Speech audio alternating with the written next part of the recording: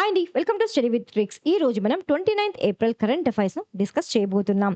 Digital public infrastructure ద్వారా 2047 నాటికి భారతదేశాన్ని ఎన్ని ట్రిలియన్ల $30 ట్రిలియన్ ఆర్థిక వ్యవస్థగా మార్చాలనే లక్ష్యంతో చాలా ఇంపార్టెంట్ ఇది. మార్చాలనే లక్ష్యంతో ఏ సంస్థ నీతి ఆయోగ్ అనేటువంటిది ఒక కార్యక్రమాన్ని ఆవిష్కరించింది. దాని పేరేంటి? DPI at 2047 the road map to prosperity. ఈ వ్యూహం అనేటువంటిది 2 దశల ద్వారా అమలు చేస్తారనమాట. 2 దశలుంటాయి ఈ వ్యూహంలో. ఒకటేమో డిజిటల్‌గా సాధికారత కలిగినటువంటి పౌరులను నిర్మించడం. అంటే బిల్డ్ డిజిటల్లీ ఎంపవర్డ్ సిటిజన్స్ అనమాట. సో, ఈ దశను ఏమంటారు? డీపీఐ 2.0. డీపీఐ అంటే డిజిటల్ పబ్లిక్ ఇన్‌ఫ్రాస్ట్రక్చర్. సో, ఇది ఏ కాలానికి గాను అంటే 2025-2035. సో, రెండవ దశలో ఏమో సెకండ్ ఫేజ్‌లో ఏమో ఆవిష్కరణల ఆధారిత వృద్ధిని మరియు ప్రపంచ పోటీతత్వాన్ని పెంపొందించడానికి ఈ ఈ రెండవ దశను యూజ్ చేస్తారనమాట. దీని పేరేంటి? డీపీఐ 3.0. సో, ఏ కాలానికి దీన్ని అమలు చేస్తారు అంటే 2035 నుండి 2047 వరకు. సో, ఈ మొత్తం కార్యక్రమం యొక్క లక్ష్యం ఏంటండి అంటే భారతదేశాన్ని $30 ట్రిలియన్ ఆర్థిక వ్యవస్థగా మార్చాలనే లక్ష్యంతో ఏ సంస్థ? నీతి ఆయోగ్ అనేటువంటిది ఈ కార్యక్రమాన్ని ఆవిష్కరించడం జరిగింది. చాలా ఇంపార్టెంట్, గుర్తుపెట్టుకోండి. So, Indian railway catering and tourism corporation New Delhi నుండి Bharat Gaurav deluxe AC tourist రైలులో ప్రారంభమయ్యేటువంటి 14 రోజుల rail cum road ప్రయాణమైనటువంటి Bharat Bhutan mystic mountain టూర్ను ప్రారంభించింది. ఏ సంస్థ? Indian railway catering and tourism corporation. విజా company appoints ఎవరిని? సురేష్ సేతిని అపాయింట్ చేసింది నియమించింది యాజ్ ఏ గ్రూప్ కంట్రీ మేనేజర్‌గా ఫర్ అంటే భారతదేశానికి, అదేవిధంగా south east ఏషియాకి. So, visa company అనేటువంటిది ఎవరిని అంటే సురేష్ సేతి గారిని గ్రూప్ కంట్రీ మేనేజర్‌గా నియమించింది. నెక్స్ట్ ఎవరు? దిలీప్ కుమార్. సో, దిలీప్ కుమార్ గారు స్టీల్ అథారిటీ ఆఫ్ ఇండియా లిమిటెడ్‌కు చీఫ్ విజిలెన్స్ ఆఫీసర్‌గా బాధ్యతలు స్వీకరించారు. అరుణ్ జైట్లీ స్టేడియంలో రాయల్ ఛాలెంజర్స్ బెంగళూరు మరియు ఢిల్లీ క్యాపిటల్స్ మధ్య జరిగినటువంటి మ్యాచ్ సందర్భంగా ఎవరు? విరాట్ కోహ్లీ 9,000 ఐపీఎల్ పరుగులు సాధించి ఇండియన్ ప్రీమియర్ లీగ్‌లో ఈ మైలురాయిని చేరుకున్నటువంటి మొట్టమొదటి ఆటగాడుగా చరిత్రను సృష్టించారు. ఏ స్టేడియంలో? అరుణ్ జైట్లీ స్టేడియంలో. అథ్లెట్ కమిషన్ చైర్‌గా ఎన్నికైన తర్వాత ఎవరు? పీవీ సింధు అనమాట. ఈమె బ్యాడ్మింటన్ వరల్డ్ ఫెడరేషన్ కౌన్సిల్‌లో ఇటీవల ఓటింగ్ సభ్యురాలుగా చేరారు. The United nations international delegates day మనం ఎప్పుడు జరుపుకుంటాము ప్రతి సంవత్సరం అంటే 25థ్ ఏప్రిల్‌న జరుపుకుంటాం. ప్రపంచవ్యాప్తంగా సురక్షితమైన, ఆరోగ్యకరమైన మరియు గౌరవప్రదమైన పని పరిస్థితులను ప్రోత్సహించడానికి అంతర్జాతీయ కార్మిక సంస్థ అంటే ఇంటర్నేషనల్ లేబర్ ఆర్గనైజేషన్ ఆధ్వర్యంలో ఎప్పుడు? ఏప్రిల్ 28న ప్రపంచ పని ప్రదేశ భద్రత మరియు ఆరోగ్య అంటే world day for safety and health at work దినోత్సవాన్ని పాటిస్తారనమాట. ఎప్పుడు? ఏప్రిల్ 28న. ఏ సంస్థ ఆధ్వర్యంలో? ఐఎల్ఓ ఇంటర్నేషనల్ లేబర్ ఆర్గనైజేషన్ ఆధ్వర్యంలో. అయితే ఈ 2026 థీమ్ ఏంటి అంటే గుడ్ సైకోసోషియల్ వర్కింగ్ ఎన్విరాన్మెంట్స్ ఈ pathway to thriving workers and strong organisation. World malaria day మనం ఎప్పుడు జరుపుకుంటున్నాం? ఏప్రిల్ 25న జరుపుకుంటున్నాం. థీమ్ ఏంటి? చాలా ఇంపార్టెంట్ అండి థీము. ఈ వరల్డ్ మలేరియా డే యొక్క థీమ్‌ని గుర్తుపెట్టుకోండి. Driven to end malaria now we can now we must. Andhra Pradesh యొక్క కరెంట్ అఫైర్స్‌లో భాగంగా మనం ఈ కరెంట్ అఫైర్స్‌ని డిస్కస్ చేయబోతున్నాం. ఆంధ్రప్రదేశ్‌లోని అరకు ప్రాంతంలోని కిల్లోగూడ గ్రామంలో జరిగినటువంటి 8వ ఎడిషన్ ఇది. 17వ వార్షిక పాత విత్తనాల పండుగ అన్నమాట. ఇది విత్తనాల పండుగ అనేటువంటిది దేశీయ విత్తన వైవిధ్యాన్ని పరిరక్షించడం మరియు సహజ వ్యవసాయ పద్ధతులను బలోపేతం చేయడం యొక్క ప్రాముఖ్యతను నొక్కి చెప్పింది. అయితే ఈ పండుగ అనేటువంటిది ఇటీవల ఎక్కడ జరిగింది అంటే ఆంధ్రప్రదేశ్‌లోని అరకు ప్రాంతంలోని కిల్లోగూడ గ్రామంలో జరిగింది. ఇది 17థ్ ఎడిషన్ అన్నమాట. ఈ సహజ వ్యవసాయ పద్ధతులను బలపరచడమే ఈ పండుగ యొక్క ముఖ్య లక్ష్యం అన్నమాట. అయితే ఈ పండుగను ఎవరు నిర్వహించారు అంటే సంజీవిని సంస్థ. ఇక్కడ అరకు, రంపచోడవరం నుంచి రైతులు, అదేవిధంగా తమిళనాడులోని నీలగిరి, ఒడిస్సాలోని కోరాపుట్ ప్రాంతాల నుండి కూడా పలు రకాల సాంప్రదాయ విత్తనాలను ఇక్కడ ప్రదర్శించారనమాట. అయితే డుమ్రిగూడెం మండలం గోండి వలస గ్రామానికి చెందిన రైతులు సమర్పించినటువంటి 80 రకాల దుంప విత్తనాలను వాటినేమంటారు? ట్యూబర్ సీడ్స్ అంటారనమాట. ఈ ట్యూబర్ సీడ్స్‌ను ఈ ప్రదర్శనలో ఈ పండుగ ఈ జాతర జరుగుతుంది గదా! ఈ పండుగలో ఈ ట్యూబర్ సీడ్స్‌ను ప్రదర్శించడం జరిగింది. ప్రొఫెషనల్ మోటార్ స్పోర్ట్స్‌తో ఈ స్పోర్ట్స్‌ను అనుసంధానించడంలో ఒక ప్రధాన ముందడుగుగా భారతదేశం అనేటువంటిది తన మొట్టమొదటి అంటే ఇండియాలో ఫస్ట్ టైమ్ అనమాట. మొట్టమొదటి అధికారిక అఫీషియల్ ఫార్ములా 1 సిమ్ రేసింగ్ ఛాంపియన్‌షిప్‌ను ప్రారంభించింది. ఎవరెవరు ఏ కంపెనీస్ కలిసి అంటే ఫార్ములా 1 మరియు ముంబై ఫాల్కన్ రేసింగ్స్ లిమిటెడ్ కలిపి దేశవ్యాప్తంగా వర్చువల్ అండి ఇది. వర్చువల్ మోడ్‌లో. సో, వర్చువల్ రేజర్‌ల కోసం దీన్ని ప్రారంభించారు. వర్చువల్ రేజర్‌ల కోసం ఒక వ్యవస్థీకృత జాతీయ వేదికను సృష్టిస్తూ F one sim racing India open 2026ను ప్రవేశపెట్టాయి. ఏ కంపెనీసు? ఫార్ములా 1 మరియు ముంబై ఫాల్కన్స్. ఎవరి కోసం? వర్చువల్ రేజర్‌ల కోసం. లండన్ మ్యారథాన్ 2026లో 2 గంటల లోపు పోటీ మారథాన్‌ను పూర్తి చేసినటువంటి తొలి అథ్లెట్‌గా ఎవరు నిలిచారు? కెన్యాకు చెందినటువంటి సెబాస్టియన్ సావే నిలిచారు. ఇది చాలా న్యూస్‌లో ఉంది ఇది. సో, గుర్తుపెట్టుకోవడానికి ట్రై చేయండి. నెక్స్ట్ చైనా పరిశోధకులు ఇటీవల zero carbon emission direct coal fuel cell technology సాంకేతికతను అభివృద్ధి చేశారు. సో, ఇటీవల ఏ దేశం zero carbon emission direct coal fuel cell అభివృద్ధి చేశారని అడగచ్చు. ఏ దేశం అంటే చైనా దేశం అనమాట. దీని యొక్క మెయిన్ విధి ఏంటి అంటే ఇది బొగ్గును మండించకుండానే నేరుగా విద్యుత్తుగా మార్చగలదు. అయితే చైనాలో ఏ యూనివర్సిటీ శాస్త్రవేత్తలు అంటే షెన్‌జెన్ యూనివర్సిటీ శాస్త్రవేత్తల నేతృత్వంలో జరిగినటువంటి ఈ ఆవిష్కరణ, ఈ ఇన్నోవేషన్ అనేటువంటిది కార్బన్ ఉద్గారాలను తగ్గించడం ద్వారా బొగ్గు ఆధారిత ఇంధన భవిష్యత్తును గణనీయంగా మార్చగలదు అని పేర్కొనడం జరిగింది. In April 2026 the reserve Bank of India RBI అనేటువంటిది ఒక తిరిగి అపాయింట్ చేశారనమాట. ఎవరిని? బి. రమేష్ బాబు గారిని. ఏ విధంగా అపాయింట్ చేశారు అంటే as a managing director, MD and chief executive officer సీఈఓగా ఈయనని ఎవరిని? బి. రమేష్ బాబు గారిని ఎవరు అపాయింట్ చేశారు? రీఅపాయింట్‌మెంట్ అనమాట. సో, తిరిగి అపాయింట్ చేయడం. రెండవసారి అపాయింట్ చేయడం. ఎవరు? అంటే ఏ బ్యాంక్ అంటే Reserve Bank of India. So, Reserve Bank of India B. Ramesh Babu గారిని మేనేజింగ్ డైరెక్టర్, ఎండీగా మరియు సీఈఓగా ఏ బ్యాంక్‌కి? కరూర్ వైశ్య బ్యాంక్‌కి 3 సంవత్సరాల కాలానికి గాను నియమించారండి. ఎప్పటి నుంచి ఎప్పటి వరకు? జూలై 29, 2026 నుండి జూలై 28, 2028 వరకు. ఏప్రిల్ 2026న భూ విజ్ఞాన మంత్రిత్వ శాఖ అంటే మినిస్ట్రీ ఆఫ్ ఎర్త్ సైన్సెస్ ఆధ్వర్యంలోని మహారాష్ట్రలోని పూణేలో ఉన్నటువంటి ఒక ఇన్‌స్టిట్యూట్ అనమాట. దీని పేరేంటి అంటే Indian Institute of Tropical Meteorology. So, ఈ Indian Institute of Tropical Meteorology యొక్క లాబొరేటరీ ఎక్కడుంది అంటే మహారాష్ట్రలోని మహాబలేశ్వర్‌లో ఉంది. సో, దీని యొక్క మహారాష్ట్రలోని మహాబలేశ్వర్‌లో ఉన్నటువంటి తన హై ఆల్టిట్యూడ్ క్లౌడ్ ఫిజిక్స్ లాబొరేటరీలో X band dual polarisation Doppler weather రాడార్‌ను అధికారికంగా ఏ కార్యక్రమంలో భాగంగా అంటే మిషన్ మౌసంలో భాగంగా ప్రారంభించారు. సో, గుర్తుపెట్టుకోండి ఎక్కడ ప్రారంభించారు? మహారాష్ట్రలోని పూణేలో ప్రారంభించారు. ఏ ఇన్‌స్టిట్యూట్ అంటే Indian Institute of Tropical meteorology. అది మహారాష్ట్రలోని ఏ లాబొరేటరీలో అంటే మహారాష్ట్రలోని మహాబలేశ్వర్‌లో ఉన్నటువంటి హై ఆల్టిట్యూడ్ క్లౌడ్ ఫిజిక్స్ లాబొరేటరీలో దీన్ని ప్రారంభించారనమాట. సో, ఈ రాడార్ యొక్క మెయిన్ విధి ఏంటి అంటే వెస్టర్న్ ఘాట్స్‌లో సుమారుగా 1400 మీటర్ల ఎత్తులో ఏర్పాటు చేయబడినటువంటి ఈ రాడార్ అనేటువంటిది weather I in the sky లాగా పనిచేస్తూ ఇది మెయిన్‌గా దేన్ని ట్రాక్ చేస్తుంది అంటే వర్షపాతం, మేఘాల యొక్క కదలిక మరియు తుఫాన్లను నిజ సమయంలో పర్యవేక్షించడానికి ఈ రాడార్ అనేటువంటిది హెల్ప్ చేస్తుంది. చాలా ఇంపార్టెంట్, గుర్తుపెట్టుకోవడానికి ట్రై చేయండి. In April 2026 the ministry of social justice and empowerment అనేటువంటిది ఒక పథకాన్ని లాంచ్ చేసిందండి.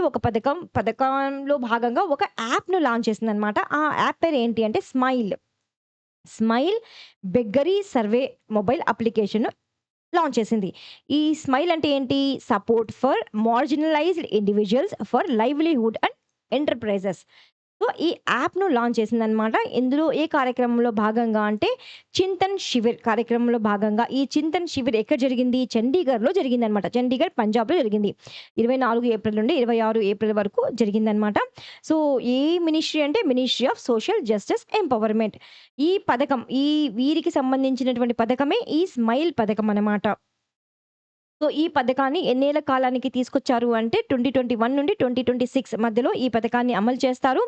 ఈ స్మైల్ బెగ్గరీ కార్యక్రమం అనేటువంటిది ఈ కార్యక్రమం విధి ఏంటి అంటే నిజ సమయ డేటా అన్నమాట. డేటా సేకరణ మరియు పర్యవేక్షణ సాధ్యం చేసేటువంటి ఒక మొబైల్ యాప్‌తో.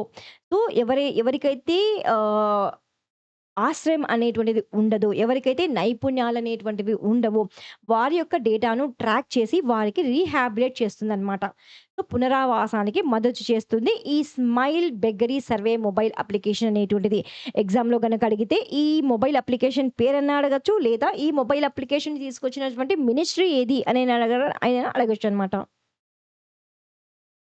ఏప్రిల్ 2026లో ప్రపంచ పావర్టీ కన్సల్టెంట్ సంస్థ అయినటువంటి ఏ సంస్థ అది? నైట్ ఫ్రాంక్ అనేటువంటిది ఒక రిపోర్ట్‌ని విడుదల చేసింది.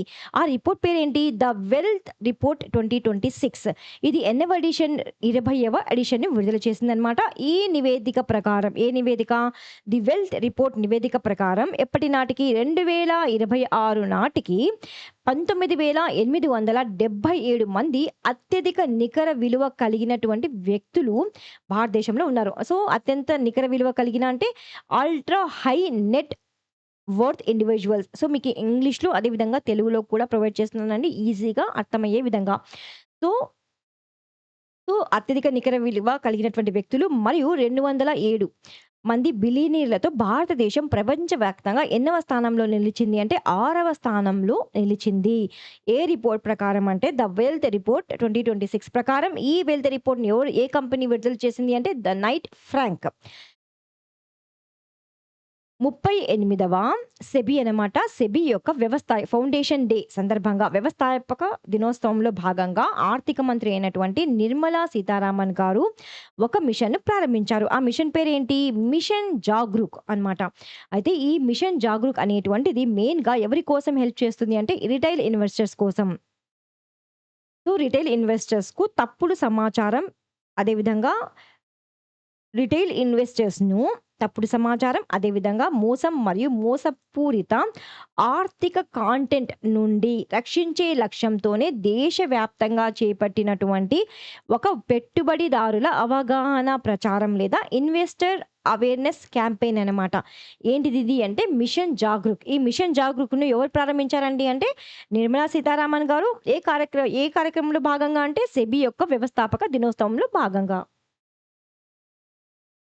ఏప్రిల్ 2026లో ప్రపంచ పావర్టీ కన్సల్టెంట్ ఐ థింక్ ఇది మనం డిస్కస్ చేసాం. ఓకే. ఏప్రిల్ 2026లో దక్షిణాసియా ఫుట్బాల్ సమాఖ్య అంటే సాఫ్ అనమాట. సాఫ్ అంటే సౌత్ ఏషియన్ ఫుట్బాల్ ఫెడరేషన్. గోవాలోని ఎక్కడ జరగనుంది ఇది అంటే గోవాలోని మార్గోవాలో ఉన్నటువంటి పండిత్ జవహర్‌లాల్ నెహ్రూ ఫర్టోడా స్టేడియంలో ఎప్పటి నుంచి ఎప్పటి వరకు? మే 24 నుండి జూన్ 7 వరకు జరగనుందనమాట. ఎక్కడ జరగనుంది? గోవాలోని మార్గోవాలో జరగనుంది. ఏది? సాఫ్ అనేటువంటిది. సో, జరగనున్నటువంటి ప్రతిష్టాత్మక ప్రాంతీయ టోర్నమెంట్ అయినటువంటి సాఫ్ మహిళల ఛాంపియన్‌షిప్ 2026కు భారతదేశం అనేటువంటిది ఆతిథ్యం ఇవ్వనుంది. సో, ఎక్కడ జరుగుతుందని అడిగితే గోవాలో జరుగుతుందని రాయొచ్చనమాట ఆన్సర్. ఐక్యరాజ్య సమితి ఇది ఫస్ట్ అనమాట. మొట్టమొదటి అంతర్జాతీయ మహిళా పారిశ్రామిక దినోత్సవాన్ని ఎప్పుడు పాటించారు అంటే ఏప్రిల్ 21న పాటించారు. అంటే ఇది ఫస్ట్ టైమ్ పాటిస్తున్నారు కాబట్టి ఇంపార్టెంట్ అండి. ఈ దినోత్సవం ఎప్పుడు? ఏప్రిల్ 21. దీని థీమ్ ఏంటి? 2026 యొక్క థీమ్ ఏంటి అంటే celebrating women's leadership in industrial development. So, important current affairs ఇది ఆంధ్రప్రదేశ్‌కు సంబంధించినది. Andhra Pradesh chief minister is set to లే the foundation stone for. So, Chandrababu Naidu గారు ఆంధ్రప్రదేశ్‌లో ఫౌండేషన్ స్టోన్ అనేటువంటిది వేయనున్నారండి. దేనికి అంటే గూగుల్ యొక్క $15 బిలియన్ సంబంధించినటువంటి ఏఐ డేటా సెంటర్ అనమాట. హబ్ ఇది. ఏఐ డేటా సెంటర్ హబ్ ఎక్కడ ఏర్పాటు చేయనున్నారు అంటే విశాఖపట్నంలో. So, Google's AI data centre hub అనేటువంటిది ప్రాజెక్టు. దీన్ని ఎవరు మేనేజ్ చేస్తారు? ఏ కంపెనీ అంటే రైడెన్ ఇన్ఫోటెక్. ఎవరి పార్ట్నర్‌షిప్ ద్వారా అంటే ఎవరితో కలిసి ఇది ఈ హబ్‌ని ఏర్పాటు చేయనున్నారు అంటే అదానీ ఇన్ఫ్రా అనమాట. ఈ ఏఐ డేటా హబ్ అనేటువంటిది, ఏఐ డేటా సెంటర్ అనేటువంటిది ఎన్ని ఎకరాలలో అంటే 600 1.4 ఎకర్స్‌లో అనమాట. 3 లొకేషన్స్‌లో ఈ ఏఐ డేటా సెంటర్ అనేటువంటిది ఏర్పాటు చేయనున్నారు. ఎక్కడెక్కడ అంటే Rampalli in Anakapalli district and Adivavaram and Tarluvada in Visakhapatnam district. So, total investment ఎంత ఈ ఏఐ డేటా సెంటర్ హబ్‌కు అంటే 1.35 లాక్ క్రోర్ అనమాట. సో, ల్యాండ్ అలొకేషన్స్ గనక చూసుకున్నట్లయితే తల్రువాడ విలేజ్‌లో అయితే 266.6 ఎకర్స్. అదేవిధంగా రాంబిల్లి మండల్‌లో అయితే 174.8 ఎకర్స్. 160 ఎకర్స్ ఏమో ఆదవివరం ఏరియాలో. సో, ఇనిషియల్ పవర్ కెపాసిటీ ఎంత ఈ డేటా సెంటర్ హబ్‌ది అంటే 1 గిగావాట్ అనమాట. పొటెన్షియల్ ఫ్యూచర్‌లో అయితే 5 గిగావాట్ వరకు దీని నుండి తీసుకొస్తారు. అదేవిధంగా టార్గెటెడ్ ఇయర్ ఫర్ కంప్లీషన్ ఎప్పుడు ఇది ఫేజ్ 1 ఎప్పటి వరకు కంప్లీట్ అయితుంది ఈ డేటా సెంటర్‌ది అంటే 2028 లోపు. సో, ఎన్ని టెక్నికల్ జాబ్స్ ప్రొవైడ్ చేస్తారు ఈ డేటా సెంటర్ ద్వారా అంటే 2000. సో, చాలా ఇంపార్టెంట్ అండి. గుర్తుపెట్టుకోవడానికి ట్రై చేయండి. తమిళనాడులోని తుత్తుకూడి జిల్లాలో పనియూర్ ప్రాంతంలో మధ్య చివరి హోలోసిన్ కాలానికి చెందినటువంటి ఒక ముఖ్యమైన శిలాజ నిక్షేపాన్ని ఇటీవల కనుగొన్నట్లుగా ఎవరు ప్రకటించారు? కేంద్ర పర్యావరణ శాఖ మంత్రి ప్రకటించారు. ఎక్కడ? తమిళనాడులో. ఏ జిల్లాలో? తుతుకుడి జిల్లాలో. హోలోసిన్ కాలానికి చెందినటువంటి ఒక శిలాజ నిక్షేపాన్ని కనుగొన్నారు. మిడిల్ ఈస్ట్ ఉద్రిక్తతల కారణంగా తలెత్తినటువంటి ప్రపంచ ఇంధన సంక్షేమం నేపథ్యంలో పారిస్ ఒప్పందాన్ని అమలు చేయడంపై దృష్టి సారిస్తూ కాప్ 31కి కీలకమైనటువంటి ముందస్తు సమావేశంగా సో, కాప్ 31 జరగబోతుంది కదా! దానికంటే ముందే ముందస్తు సమావేశంగా ఒక సమ్మిట్ అనేటువంటిది, సదస్సు అనేటువంటిది జరిగిందనమాట. అది ఏ డైలాగ్ అంటే 17థ్ పీటర్బర్గ్స్ క్లైమేట్ డైలాగ్. ఎక్కడ జరిగింది ఇటీవల అంటే బెర్లిన్, జర్మనీలో జరిగింది.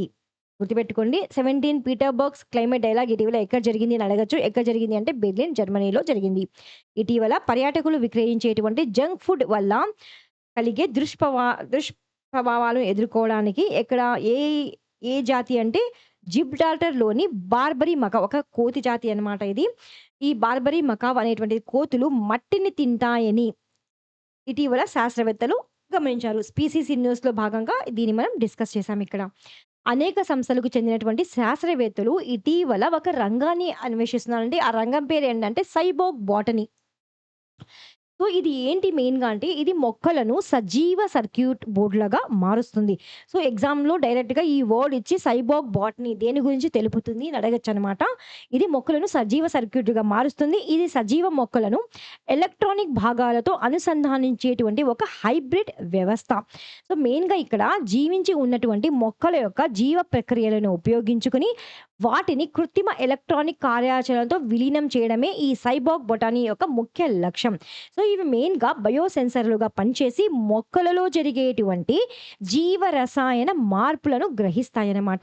సో, మెయిన్‌గా ఇలాంటి టెక్నాలజీని మనం ఎక్కడ యూజ్ చేస్తామంటే మోడర్న్ అగ్రికల్చర్‌లో యూజ్ చేస్తాము.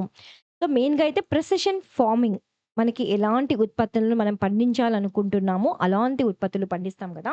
సో, ఖచ్చితమైనటువంటి ఫార్మింగ్‌లో మనం దీన్ని అదే విధంగా ఇంటర్నెట్ ఆఫ్ ప్లాంట్స్‌లో భాగంగా ఈ టెక్నాలజీని మనం యూజ్ చేస్తామనమాట. గుర్తుపెట్టుకోవడానికి ట్రై చేయండి. సో, ప్రతిరోజు 300 మిల్లీ గ్రాముల విటమిన్ ఇ మోతాదును పెద్దలలో తీసుకోవడం ద్వారా పెద్దలలో కాలేయ కణజాలాన్ని అంటే లివర్ టిష్యూని మెరుగుపరుస్తుందని ఇటీవల శాస్త్రవేత్తలు పరిశోధకులు కనుగొనడం జరిగింది. సో, శాస్త్రవేత్తలు ఇటీవల ఎక్కడ ఆంధ్రప్రదేశ్‌లో యులోఫియా పిక్టా గుర్తుపెట్టుకోండి. ఆంధ్రప్రదేశ్‌కి సంబంధించినటువంటి కరెంట్ అఫైర్స్ ఇది. యులోఫియా పిక్టా అనే అరుదైనటువంటి ఆర్కిడ్ జాతిని దీన్ని ఇంకా ఏమంటున్నారు ఈ యులోఫియా పిక్టాను అంటే నార్డింగ్ స్వాంప్ ఆర్కిడ్ లేదా పింక్ నార్డింగ్ ఆర్క్‌ను గుర్తించారు. ఎక్కడ గుర్తించారు? ఆంధ్రప్రదేశ్‌లో గుర్తించారు మొదటిసారిగా. జలాంతర్ జలాంతర్గత పురావస్తు శాస్త్రవేత్తలు ఇటీవల ఇన్సిక్ కుల్ సరస్సులో ఒక రహస్య నగరాన్ని ఆవిష్కరించారండి. దీని పేరు గుర్తుపెట్టుకొని లేక్ ఇది. ఇస్సిక్ కుల్ లేక్ అనమాట. సో, ఒక నగరాన్నే వీరు గుర్తించడం జరిగింది. ఈ లేక్ లోపల. ఇది 700 సంవత్సరాల క్రితం నాటి ఒక అంతరించిపోయినటువంటి నాగరికత గురించి వెల్లడించిది. ఇదెక్కడుంది ఈ లేక్ అంటే నార్త్ ఈస్టర్న్ ఆఫ్ కిర్గిస్థాన్‌లో ఉంది. జ్ఞాపకశక్తికి సంబంధించినటువంటి కీలకమైన మెదడు ప్రాంతమైనటువంటి ఎంటరోరైనల్ కార్టెకస్‌లో ఏది డోపమైన్ అనేటువంటిది వాటి యొక్క పనితీరులో లోపం జ్ఞాపకశక్తి ఏర్పడంలో నేరుగా ఈ డోపమైన్ అనేటువంటిది దోహదపడుతుందని పరిశోధకులు ఇటీవల మొదటిసారిగా నిరూపించారనమాట. సో, ఇవి అండి ఇవాల్టి current affairs. Please like, share and subscribe. Thank you so much for watching study with tricks.